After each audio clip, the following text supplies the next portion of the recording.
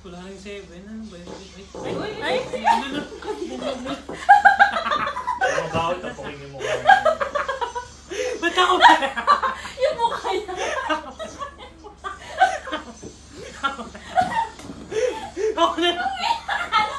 Ako na lang palagi.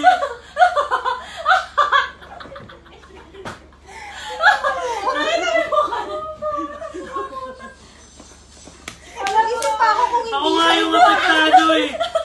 Kayo nga hindi kayo apektado. Ako pa yung naging Kala ko si Janja ng puto. Siya pala ang hari.